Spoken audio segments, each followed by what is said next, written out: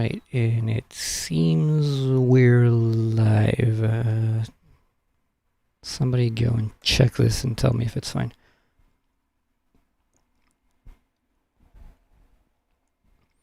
But meanwhile we do that. Alright.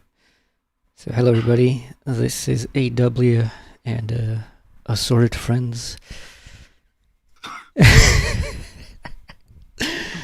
What are you, starting a brand? Well, some people like to remain anonymous. I don't know. I know Josh wants to remain anonymous. It's too late now, Josh. Oh, yeah. Thanks. It's me, Hyperion Tree, and Josh, whose name is probably not Josh. Anyways, we are reading Fascism as a Mass Movement by Arthur Rosenberg. And we're doing so because, well, obviously we live in a time in which everybody talks about the encroachment of fascism. And it's become a word that, I mean, let's be honest, it doesn't fucking mean shit. Everything is fascist, and to that extent, nothing is fascist. I mean, you tell somebody something they don't like, and they call you a fascist. You know, yeah, it's fascism just literally means the equivalent of authoritarianism, and authoritarianism just means you trying to impose on somebody something they don't like.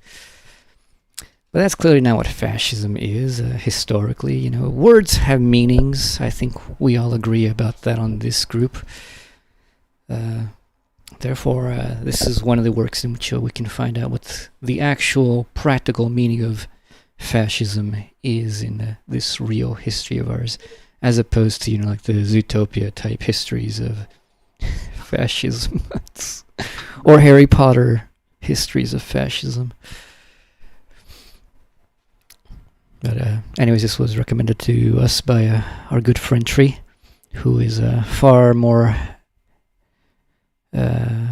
knowledgeable about fascism than I think we all are. So anyways, let's get to it. Let's skip the abstract and well, never mind, just looking at the beginning it seems we need the abstract. Abstract.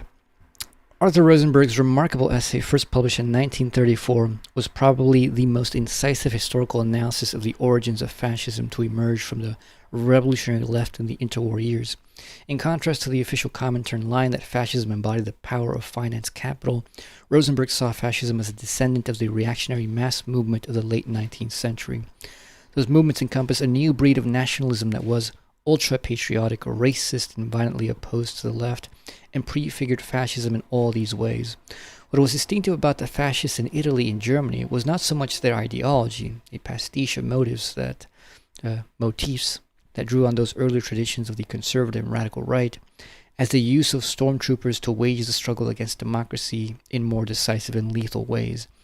After the broad historical sweep of its first part, the essay looks at the factors that were peculiar to the Italian and German situations respectively, highlighting both the role of the existing authorities in encouraging the fascist and the wider class appeal of the fascist parties themselves, beyond any supposed restriction to the middle class or petty bourgeoisie.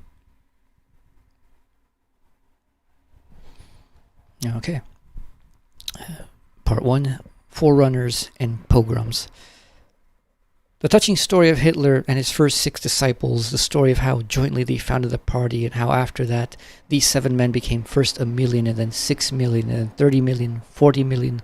The whole German people belongs to the permanent inventory of National Socialist speeches. Behind Mussolini, there's a similar story, but just as the Duce's grand and imposing qualities surpassed those of his jaded imitation, the Führer, so did the founding of his party outstrip that of Hitler's in sheer stateliness. There were no fewer than 145 participants at the first Congress of the Italian fascists that assembled on the premises of the Commercial School in Milan on the 23rd of March 1919. Yet here too the ascent was utterly dizzying. From those 145 individuals to as many thousands, then to millions, and finally, if you believe the official spokespersons and statisticians, the entire Italian nation. This expansion from tiny handfuls to a mass movement of millions overrunning entire nations is indeed puzzling. Not only the supporters of fascism, but even many of its opponents felt that they were confronting a riddle. Many of those who would write about fascism had heard something at one time or another about sociology or about the class theory of Marxism, thus began the search for that class, or more vaguely, for that layer of people that made this miracle possible. Unfortunately, the theory of social classes is not quite as simple as it appears at first glance. Anyone seated in front of a piano can start thumping the keys, but that does not make him a musician. Likewise, juggling around with social classes does not amount to a social analysis, and least of all to a Marxist one. Sociological dilettantes generally came to the conclusion that the mysterious class that helped Hitler and Mussolini to power was the petty bourgeoisie. The greengrocer, Fritz Schulz, became a truly demonic power.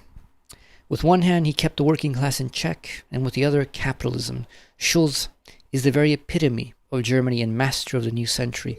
Now, as a person, Schulz may well be a true hero. He may well have won all possible distinctions of war through his role in the trenches, and could well be the champ of his borough. But here we are not dealing with Schulz as a person, but with Schulz the greengrocer, the petty bourgeois. It is really remarkable that the petty bourgeoisie as a class should have overrun Germany, Italy, Poland, Austria, and have a dozen other countries, and that the rest of the world was likewise threatened by the prospect of going petty bourgeois.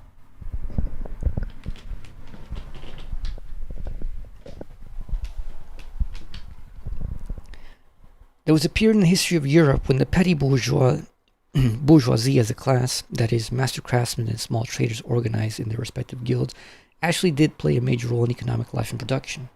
This was the case during the later Middle Ages. At that time, there existed neither proletariat nor capitalism in the modern sense. This was the golden age of the guildmaster.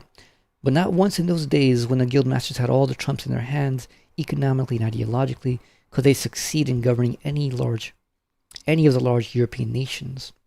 In Germany, it is true the guilds did wield power in a number of cities, but on the national scale they lived in wretched submission to the nobles of the countryside. And wherever the cities themselves emerged as real political military powers, as in the Hansa, there the leadership lay not in the hands of master craftsmen, but in those of the big merchants. Starting in the 16th century, every new generation of Europe saw a further reduction in the social weight of the petty bourgeoisie. Thus, 500 years ago, when craft production encountered fertile soil and unmechanized manual labor formed the chief source of all values, the petty bourgeoisie was, even then, too weak to capture political power. And today, in the age of assembly line production, aircraft, and electricity, how has this petty bourgeoisie suddenly become inseparable simply because he puts on a brown shirt or a black one, and Hitler and Mussolini scream out at him? You may as well say that a properly lit wax candle gives more light than the most powerful electric lamp.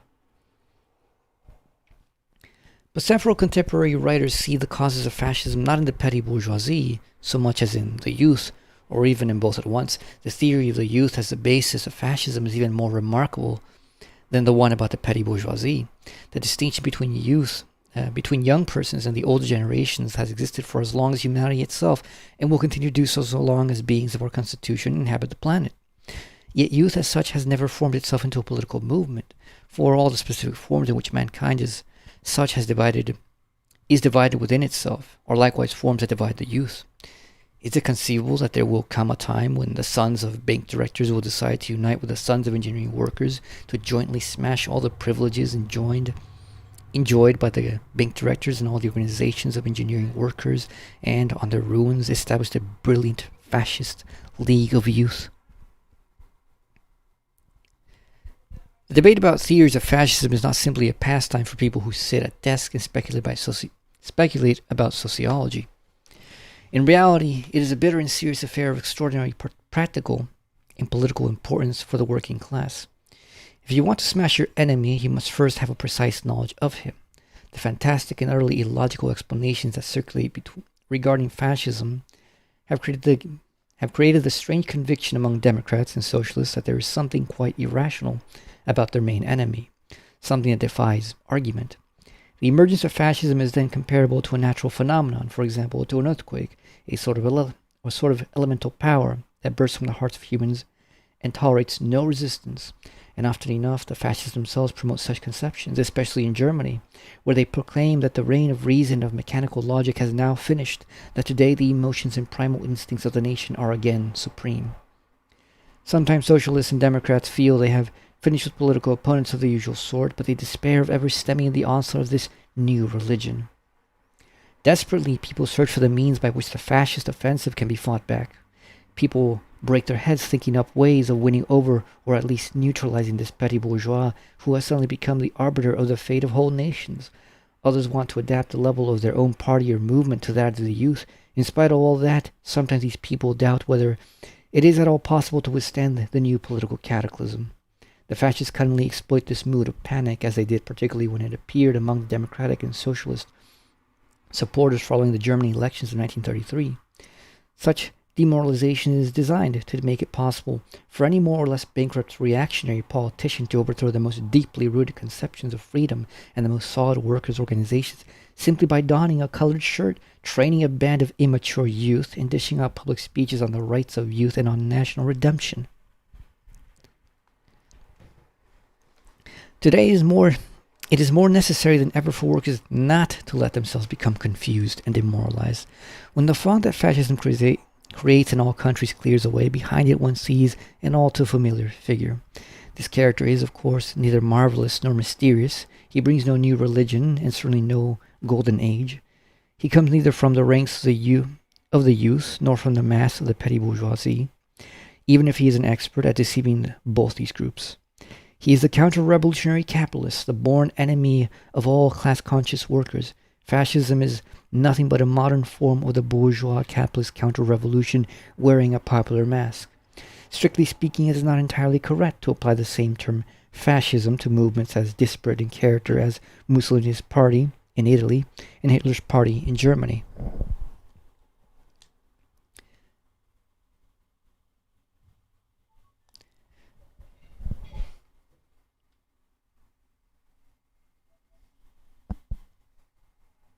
To see this one has only to recall that the very cornerstone of Nazi ideology, the Jewish and racial question, are very largely ignored by Italian fascism. However, the usual political terminology of today calls all capitalist counter-revolutionary movements fascist once they acquire a mass character and simultaneously rely on an active party force specifically trained for civil war. That's a pretty good point. That's one that I think is pertinent, that people just automatically call, what happened in Germany with the Nazis and in Italy fascism. And when you actually look into the further details, at least to a certain depth, it's kind of weird that we do, because they're not motivated in the same way, and they don't seem to have the same goals, even though there is some kind of very broad abstract form you could impose on them.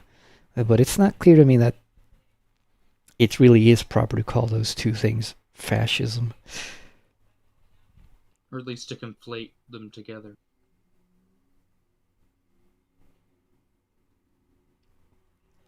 Yep. So that's actually why I wanted to read something like this, just to see what a more robust concept of fascism is, to clarify for myself what I think about that distinction. Yeah, I know very little about what the Italian fascists were about, per se. I think he makes a good point that the Jewish and racial question is the cornerstone of Nazi ideology, pretty transparently, but not a concern for Mussolini. Yeah, it didn't seem to be the main concern, at least for Mussolini. But I don't know what was exactly what they were reacting against. Incomplete, to be honest, because Italian fascism clearly had a racial motive, especially on the colonies, especially in that's Africa. true. They did implement some racial laws, you could say, when they conquered Ethiopia. And doesn't diminish what they did in Ethiopia or even in Libya, right? It's like, Oh yeah, it's horrific. even though maybe the beginning was absolutely different, I think the how can I say it? Like the dependence of Italian fascism on German Nazism to survive made them very close and similar to adopt similar programs, policies, and conditions. Let's say, like 3 years. It wasn't it like 3 or 4 years after this article was written that Italy passed the anti-Jewish laws. Like Yeah. there was a lot of things that like they adopted from Germany to not become similar, but like survive essentially. 38 for sure. Yeah, there you go. But not it wasn't founded upon the tenets of Exactly. racism. It just, developed They in that trajectory. they became closer as time went on. Yeah, I mean, it's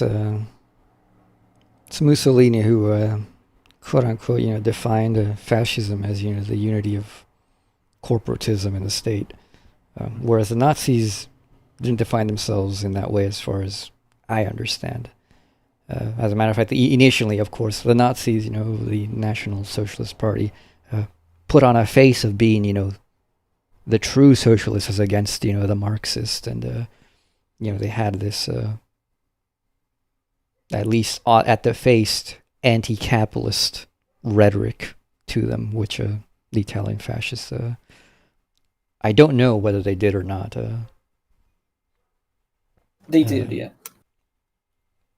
Not in the same way, but early fascism was in Italy was very much like more keen to, I would say, apparent anti-capitalist, anti-monopoly, and so on. But always like through the state. But the assertion of the, let's say, private sphere, like the corporative state is like it's the prototypal, I guess, privatized public sphere. The private, like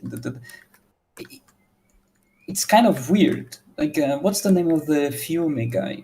God damn it, I forgot. That individual who Mussolini took a lot of inspiration from, who after the First World War went into the city of Fiume and instituted the Free City, which the early fascists took as a very wide inspiration for their movement, and they took a lot of inspiration from that because I don't know if anti-systemic would be right, but certainly like anti-liberal democracy and the conflation, I guess, of like bourgeois society with liberal democracy is what a lot of like leftists at the time misunderstood as anti-capitalist. Mm-hmm. And I don't know. Okay, yeah, that makes sense. Yeah. I'd like to read more of this, but I kind of have to go. So sorry, guys. All right, Talk see to you ya. Later. Wait, I lost my page. We're on 3.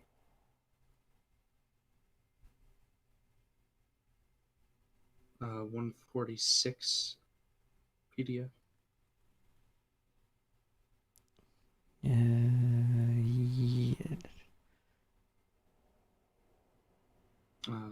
Last paragraph, ever since the modern form Okay, yeah. production.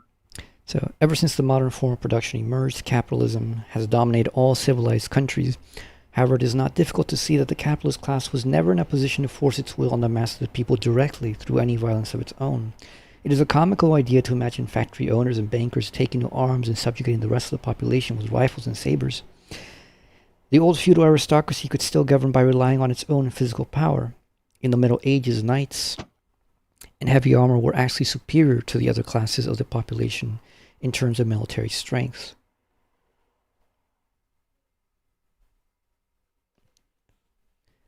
Give me a second.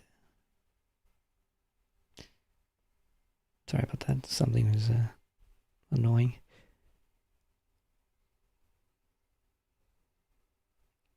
So too, in a country where power lies in the hands of the mass of workers or peasants, the exercise of physical force will lie directly in the hands of the ruling class. By contrast, the capitalists are compelled to rule indirectly. Just as they do not hammer and forge their own commodities and do not stand behind the counter and sell those commodities to their customers, so they cannot themselves constitute their own army, police, and electorate. They need assistants and servants to produce, to sell, and to govern. In every country, the capitalists rule only so long as decisive sectors of the population feel at one with their system, are ready to work for them, to vote for them, to shoot others on their behalf, all in the conviction that their own interests demand the preservation of the capitalist economic order. The assistants and servants who, consciously or otherwise, work on behalf of capitalism in Europe today are as numerous as they are variegated. In the first place, in almost all countries where the capitalist system prevails, it has, in one form or another, put up with representatives of the traditional pre-capitalistic feudal order. Monarchy and nobility, church and army, and the upper bureaucracy have all evolved from the feudal period into modern capitalist times. At first, of course, the bourgeoisie had to establish its claim to power against the aristocracy in a revolutionary way. It came forward as a representative of the entire nation in the latter struggle against a privileged feudal minority. It united all the middle and lower strata around its banner and in this way forced the feudal lords to capitulate. But as soon as victory was won in the struggle, the capitalists quickly sought a compromise with the feudal elements so as to present a joint front with them against the democratic and even socialist aspirations of the masses of the poor. From the feudal tradition, there sprang the ideologies of authority, discipline, and of military virtues and forms of life which are so crucial to the understanding of fascism. Likewise, the estate of the intellectuals emerged out of the old feudal order into the modern bourgeois period. It resigned itself to the new form of society exactly as it had earlier to the aristocracy.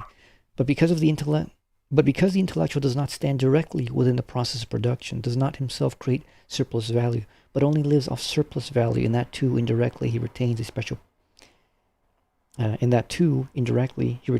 position, even under capitalism.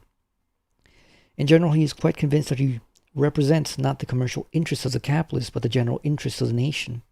However, because unfortunately private property is essential to the prosperity of the nation, the average European intellectual finds himself compelled to support capitalism and reject socialism, reluctantly, of course.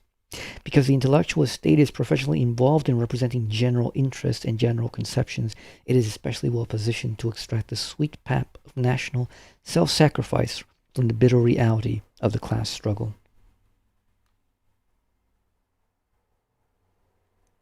Finally, below the capitalists in the social pyramid come the peasants and craftsmen. Their social weight varies from country to country depending on the special conditions of development. Even lower in the scale at the bottom comes the enormous army of wage earners. They are more or less vulnerable to the enticements of capital. This is true not simply of the peasants and craftsmen. In Germany, even before Hitler's rise to power, a significant portion of wage employees voted for the bourgeois parties, and in England, even today, a substantial section of the working class supports the conservatives. It follows that the political dynamics of the capitalist countries of the 19th and 20th centuries has always been a hugely complicated affair. The peculiar equilibrium of capitalist society is always dependent on a multiplicity of distinct and seemingly opposed forces. The great bourgeois mass movements of more recent European history belong to two specific types, the liberal and the anti-liberal. Fascism is the most recent example of this second category of anti-liberal bourgeois mass movements. The bourgeois liberalism of the 19th century was founded on free competition. It demanded freedom and peace. In domestic politics, freedom meant the removal of state compulsion, above all, a wide-ranging economic autonomy that delegated to the state the notorious role of night watchman. Free trade and peace were the complement of the system in foreign policy. They promised humanity a golden age where, for the first time, the free play of economic forces could unfold without hindrance throughout the face of the globe. This liberal gospel of freedom, free trade, and peace inspired the popular masses, the middle classes, and often even the workers. In England, liberalism was dominant in the years following the electoral reform of 1832, at first without challenge, or almost so, up to 1866, when down to the World War, both alternating and competing with the restructured Conservative Party. Then down to the World War. In Germany, it attracted the mass of people from 1848 to about 1878. Thereafter, down to the war, It commanded the support of a minority. Clearly, in Germany, liberalism could never flourish quite as smoothly as it did in England. Its brief dominance was never founded on its own strength. On the contrary, it had to be satisfied with the crumbs of political power thrown to it by the feudal monarchy. In France, the liberal era lasted from 1830 to 1848 under the bourgeois monarch Louis Philippe. Then came the period of the dictatorship of Napoleon III, which lasted until 1870 and was followed once again by the Liberal Republic, which clearly found it hard to keep itself going against the onslaught of the anti-liberal movement of the decades preceding the war. From its inception, the Italian monarchy bore the appearance of a liberal state, although behind this facade all manner of other far from liberal forces lay concealed. In Russia, in the period before the war, the bourgeoisie likewise professed liberalism. Obviously, under Tsarism, its political power was even more tenuous than the influence enjoyed by its counterparts in Germany.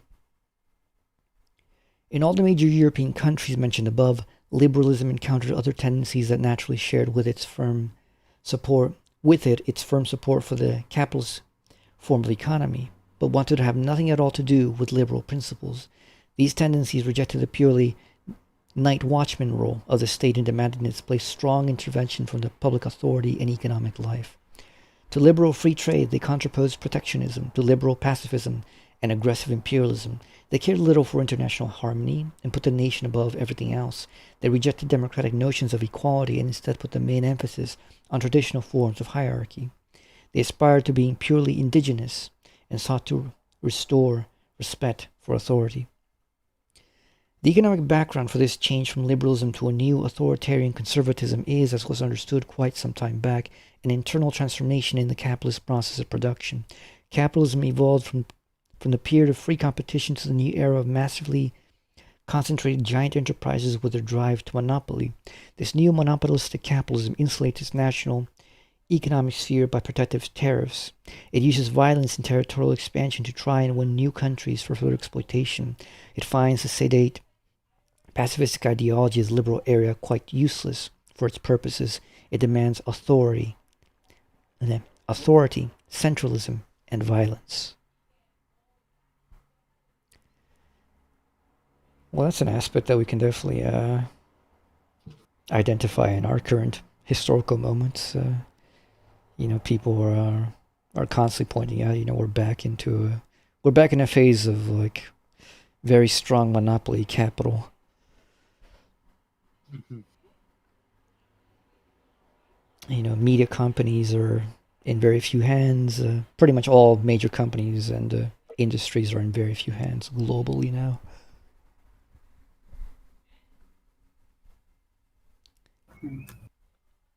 So,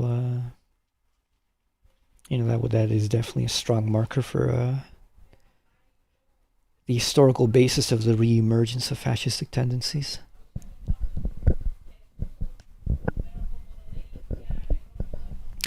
It is precisely the biggest and most powerful capitalists, the owners of giant monopolistic enterprises and of the finance institutions linked to them, who were the first to abandon the hackneyed soil of liberalism and turn to the new imperialist methods.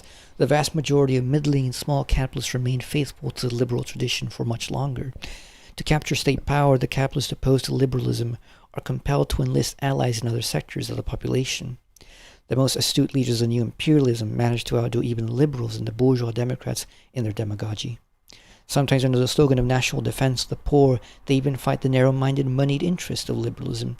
There is scarcely any doubt that the modern fascism belongs with this type, and that has developed a nationalist propaganda characteristic of this kind of politics to perfection. Well, that's certainly interesting. We see that today as well. The socially liberal face of these mega corporations.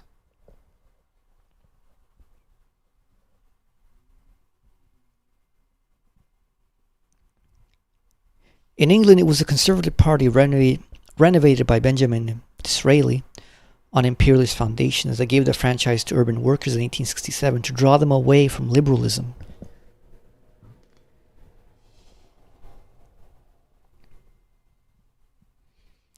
The result was that in 1874, the Conservatives for the first time won a majority in the House of Commons thanks to electoral the electoral support they received from workers.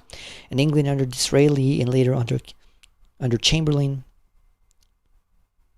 the Tories were supported by the bulk of the aristocracy, the big city financiers, the owners of industry, the great mass of the intelligentsia, and major sections of the industrial working class. All these elements were brought together behind the slogan of national greatness. On the other hand, a broad strata of the middle and small capitalists, the petty bourgeoisie, and even the countryside remained faithful to liberal ideals. In France, the right wing was financed after 1871 by the big banks and by heavy industry. The French national right proclaimed revanchism, the idea of a victorious war of revenge against Germany for the restoration of France's national honor lost at the Battle of Sedan. A general attempt was made to revive the militaristic and monarchistic traditions of the past. Nobility and church enlisted in the service of this patriotic movement. The liberal republic was denounced as cowardly and unpatriotic, and there was a longing for the dictatorship of a national redeemer. In the 1880s, this role devolved on General Boulanger, I assume that's how you pronounce it, who, as the voting patterns would show, did temporarily enjoy the support of the majority of the French people. Around the turn of the century, the French Republic was again seriously confronted by the threat of a military coup d'etat, which had some popular backing. The French right based itself on the upper classes of French society, on sections of the petty bourgeoisie, and on groups of workers who had been duped by them, whereas the socialist workers and large masses of the petty bourgeoisie fought passionately for republicanism and democracy.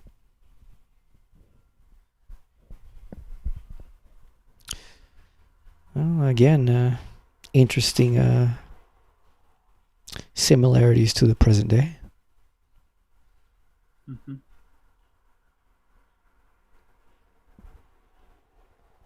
Especially that about enfranchising the disenfranchised in order to draw them away from a radicalism, which seems to work extremely well. Hearts and minds. In Germany, after 1878, the old-style liberals lost their majority in the Reichstag. That's how you pronounce it, right? Reichstag? Reichstag, yeah. Heavy industry turned to protectionism and evolved a program of colonial military and naval expansion in league with the aristocracy. The intelligentsia drew its inspiration from military discipline and the Prussian spirit. Democracy was a despicable, un-Germanic intrusion. The bourgeois Lebensideal, is that how you say it? Lebensideal. Was modeled on the figure of the reserve officer. After 1878, in the Protestant areas of Germany, the rural masses were followers of the Conservative Party, DKP. Likewise, significant sections of the petty bourgeoisie swung to the right. Heavy industry and its intellectual lackeys transformed the old national liberals so radically that, of liberalism, only the name survived. The liberal banner was bequeathed to the tired hands of the pure liberals. In the Reichstag elections of 1887, under Bismarck's leadership, the conservatives and the national liberals, bound up with heavy industry together, won the majority. Of course, social democracy expanded rapidly under Wilhelm II, but the old-style liberalism was so emasculated by now that in the Reichstag, the conservatives, together with the national liberals and the Catholic Central Party, controlled a secure majority. And so in Germany too, as in England and France, the last third of the 19th century and the earliest 20th century saw the retreat of a traditional liberalism and its displacement by newer nationalist, imperialist forces. In Germany too, the imperialists formed an alliance with the army, the church, and the intelligentsia. However, prior to 1914, Germany did not see any grand or unified nationalist mass movement. The different wings of German nationalism remained divided. The reason for this is not hard to understand. The Kaiser's regime was so strong that it could survive without the support of popular votes and the parliamentary majorities. It sufficed if national imperialism in Germany could control the imperial regime on the basis that it could get whatever it wanted and it could afford to dispense with the bother of demagogic campaigns to win votes and so on. The ruling classes of Imperial Germany did not need the expedient of democracy to the same degree as the upper classes of France and England clearly did in those years. Court chaplain Stuckers Yeah. She said Stalkers. stalkers. No, we fight Yeah. the Anglo tendencies of just mispronouncing everything in this group. Stalkers. Stalkers. I'll say stalkers. Stalkers. Yeah. Stalkers. Stalkers. Sorry. Just going. Attempt to assemble a populist anti-liberal and anti-socialist mass movement in the towns and cities was discouraged by the imperial government itself, for any movement of this kind would have forced the ruling circles in Germany to make definite concessions to the greedy masses, and they had no inclination to this sort of policy. The Kaiser and big capital felt safer with the protection afforded by the Potsdam Guard than with the good graces of Stuckers' mass congregations.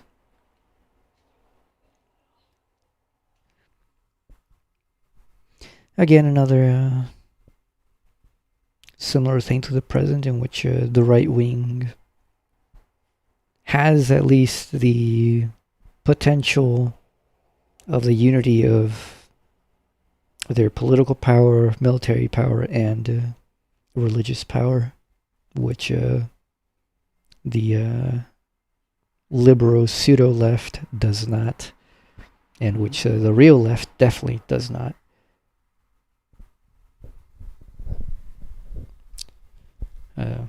The real left could have a unity with the liberal power and in a very, very weak sense political power, but definitely not military power. This interplay of liberal and anti-liberal bourgeois forces that largely shaped the development of England, France, and Germany from 1871 to 1914 appears to be missing in the corresponding period of Italian history. But this is merely a semblance. The various tendencies described earlier were present here as well. Here, too, liberalism of the old style was gradually pushed back by the imperialism of big capital, which in the decades preceding the war led directly to the Tripolitan War, 1911-12, into active involvement in the Balkans. A drummed-up nationalism directed its sharpest attacks against Austria, demanded the emancipation of its unredeemed Italian brothers in Trento and Trieste. Trieste. Okay. I think it's Trieste. Trieste, and used every conceivable means to catch up with the more prosperous superpowers in Northern Europe. However, the official party politics of Italy was completely immersed in the swamp of semi-feudal corruption, with its breeding ground in the backward districts of the central and southern parts of the peninsula. The truly active social forces of the country found in its parliamentary system either no expression at all, or only the most imperfect one. In Russia, too, in the period just before the World War, the big bourgeoisie deserted to imperialism and geared itself for the conquest of Constantinople and other rapacious projects formulated by the Tsar's ministers. These were also years when the Tsar's police agents attempted to create a mass movement loyal to the Tsar as a counterweight to the revolution. They brought up the dregs of the lumpen proletariat with liquor and money, and created true Russian trade unions led by the police as alternatives to the banned socialist unions. Yet Russia did witness a significant mass movement, the Union of True Russian Peoples, or Black Hundreds, which showered itself in glory with the pogroms it conducted.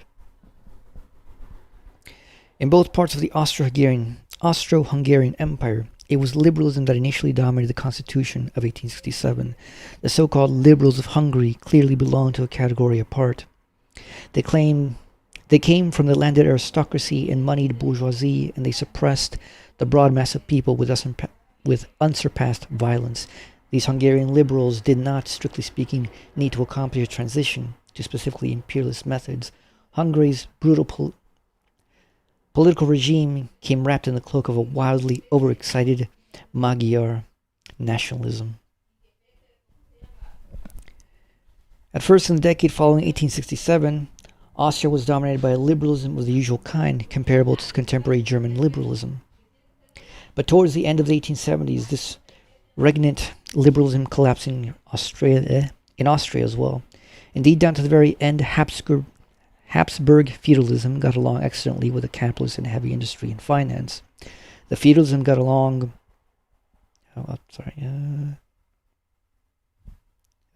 The firms that supplied the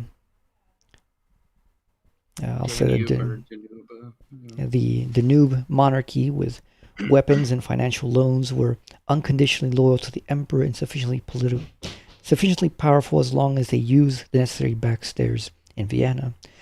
The influence of the middling liberal bourgeoisie of Germany, Z of German extraction, was systematically pushed back in Austria, supported by a small and monarchist middle class and by the Catholic Church. Luger founded the Mass Party of Christian Socialism. He was a first-rate agitator and a mass organizer. He captured a majority in Vienna, allowed himself to be elected mayor of the imperial capital, and would eventually become leader of the strongest faction in the Austrian parliament, one in which the imperial regime was permanently dependent. Luger was a leader of the common man.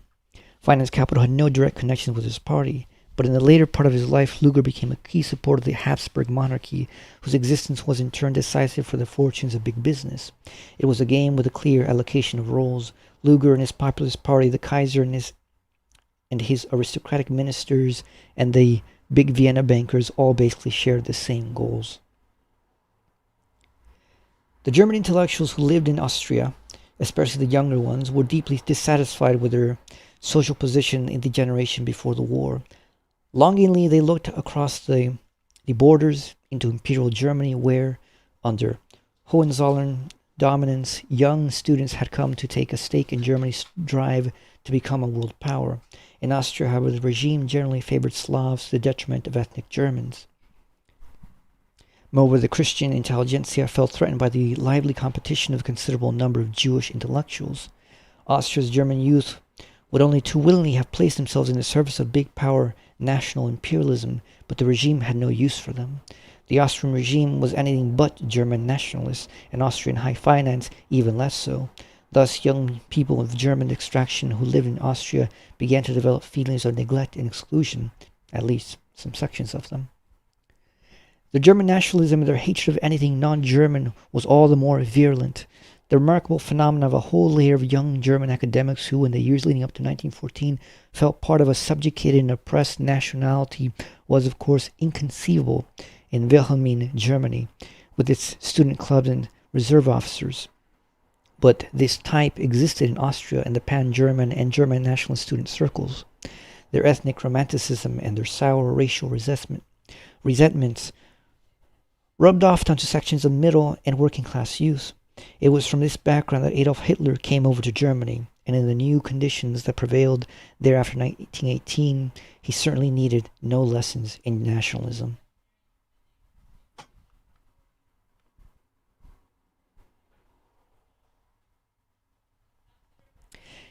A demagogic nationalism spontaneously seeks an object through which it can daily demonstrate its own superiority and onto which it can release the delirium of its racial frenzy. Poor white people in the southern states of America hated the blacks, but at the same time they needed them, because without their persecution of black people, they could not develop their own instincts. The same was true of the Turks in the period of Abdul Hamid's maltreatment of the Armenian population. The German youth Bohemia stood in a position of equal strength vis-a-vis the Czechs, and the young Czech nationalists repaid the German nationalists in the same coin. However, a especially useful and convenient object for such racism were the Jews. In the anti-liberal and nationalist mass movements of pre-war Europe described above, the Jewish question played an extraordinarily important role. The Russian lumpen proletariat could be as easily incited against the Jews as some of the intellectuals and middle-class elements in Central Europe. The union of true Russian peoples basically survived on Jew baiting. Luger built his Christian social party in the first instance by using anti-Semitic propaganda. When Reverend Stucker wanted to use... Stucker. Yeah. When Reverend Stucker wanted to arouse a monarchist and Christian mass movement in Berlin, it was the Jews he attacked. French nationalism around the turn of the century was likewise sharply anti-Semitic. Here, a contributory factor was the quite accidental circumstance that the struggle between different parties was passionately fought over the question of the guilt of otherwise of the Jewish captain Dreyfus. One can therefore conclude that already before the war, in at least 4 of the 6 major countries of Europe, nationalist mass movements opposed to liberalism were bound up with hostility to the Jews. Moreover, in Austria, the German nationalists and Christian socialists vied with each other in their hatred for the Jews. By contrast, in pre-war Hungary, no strong anti-Semitic mass movement ever developed. The wealthy Budapest Jews were friends of the ruling oligarchy. In Italy, where the number of Jews has never been significant, it was precisely Jewish families who were among the most active supporters of modern imperialism. Here, as in England, there was no purely political anti-Semitism.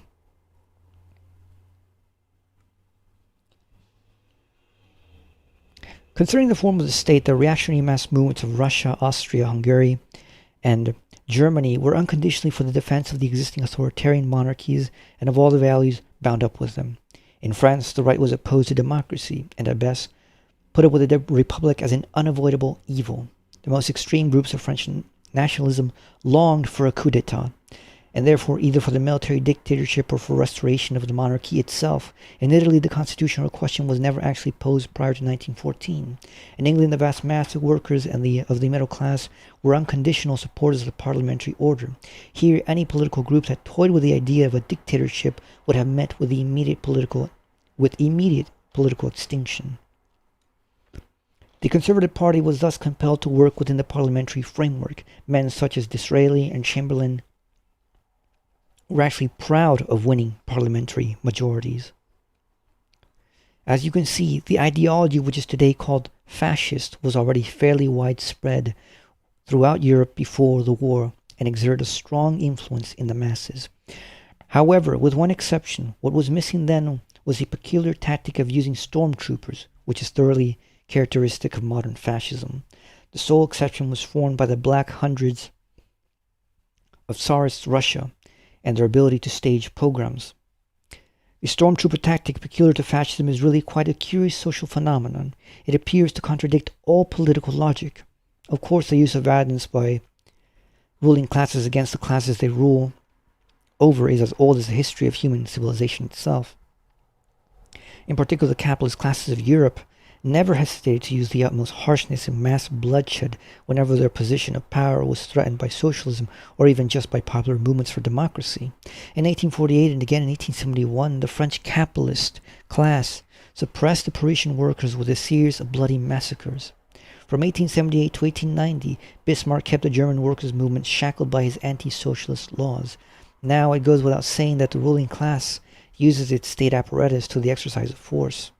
For the state apparatus is there precisely for that purpose. The authorities, police and judicial administration are there to combat subversion, and when those do not suffice, the army is brought in.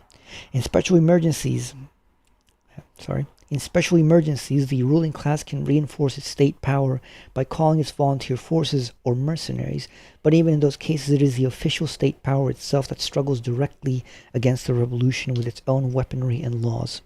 When the oppressed masses are weak, they put up either no resistance at all or weak resistance to the ruling class and state violence.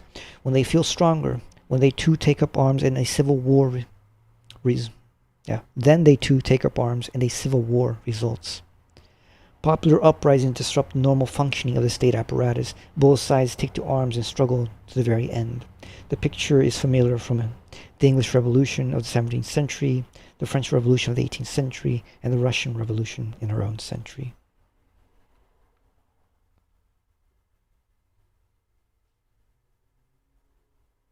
Not our own century. Well, yeah, 19th century. Well, yeah. 20th century at that time. No, 20th century. All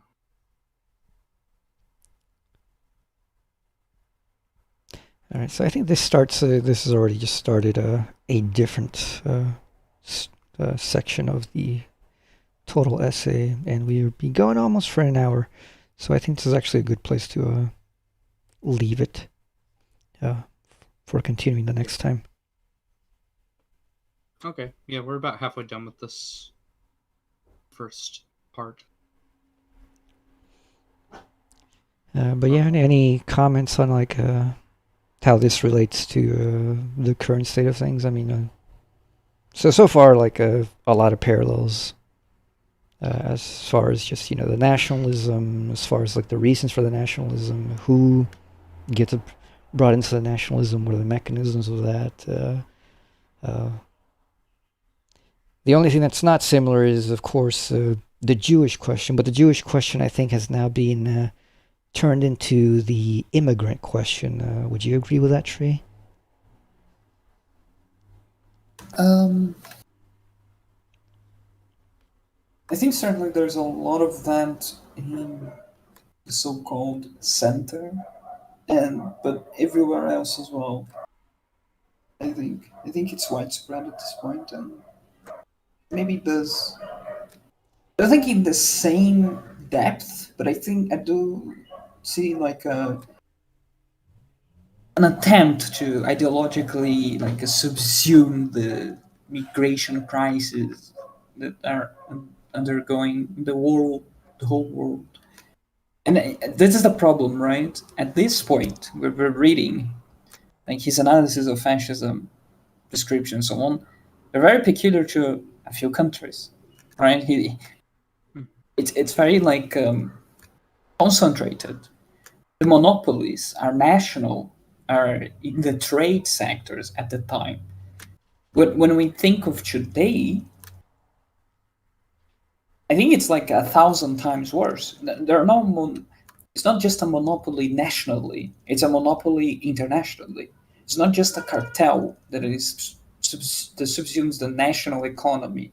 It's a cartel that controls, subsumes, and directs an international situation. There's not a migration crisis only in the United States, but there's one in the whole Middle East, in the whole, in Africa, in Asia, in Latin America. Like the question of like global aspect, like the globalization of this sort of systemic entrenchment of this structural crisis is something that makes the possibility for the resurgence of a fascism, an actual upfront version who takes control, it's much more scarier, I think, because it will not take control of a nation which will try to conquer, but it will take control, or it has taken control, who knows, of assorted group of international command structures that are already like controlling the division of labor, international division of labor, the international exchange means, trades, corporations, technological monopolies. Like it's in many ways, I think it's worse now. The future is much at this point. It's more horrible. Yeah, I mean the financial, the ideological and like material control is at a level unprecedented. But not only that, I mean like the whole migration crisis.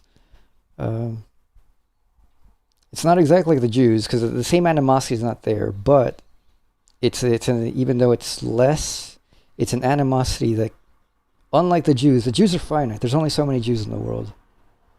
But the immigrant crisis is perpetually regenerated, precisely through the very mechanisms of the current functions of the states that dominate the world, like the U.S. And its allies. And, perhaps China joins in on something similar like that eventually, who knows.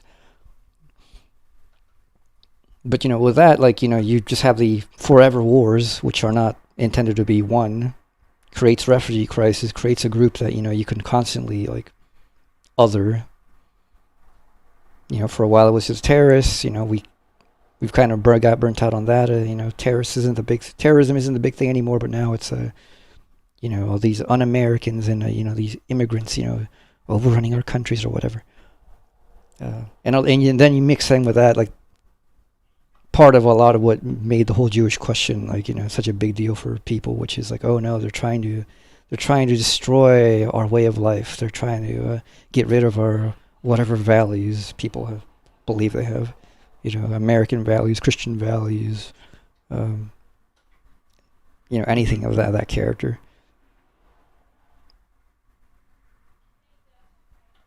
Yeah, there's a universal scapegoating. Like in a war of all against all, if you will.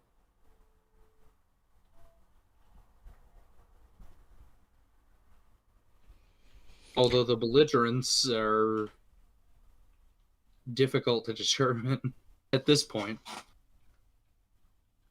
Precisely. Yeah, I mean, people throw, like I said, at the beginning, people throw this term of fascism around a lot.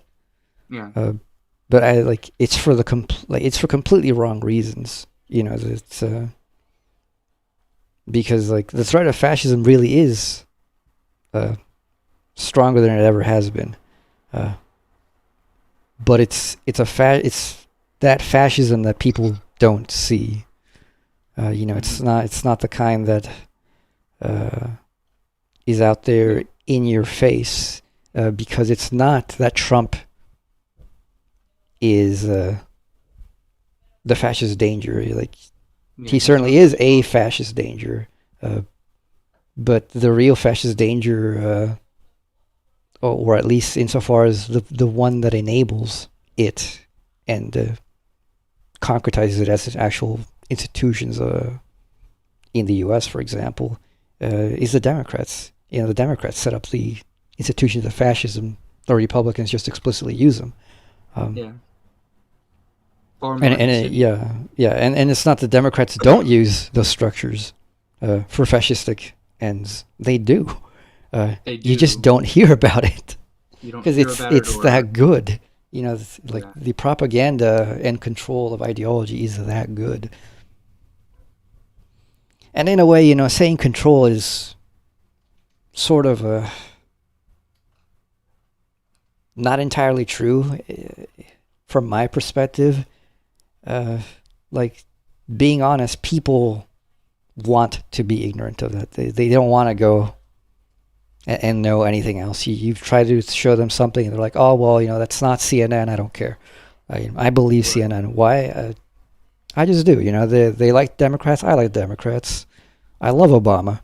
Obama was the greatest president ever. He was a really good president, despite the fact that he fucked the country more than anybody. But it's okay.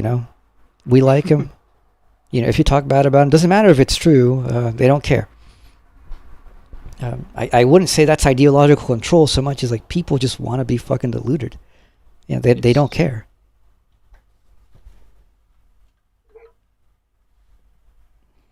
They're afraid to care. Because it means they've wasted 4 to 8 years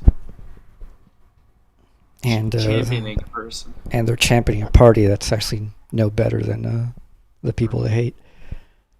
Oh, yeah. But anyways, this is good so far. We will continue this hopefully sooner than later. For those of you who watch this, I hope you were not just entertained. I doubt this was very entertaining, but I hope you learned something.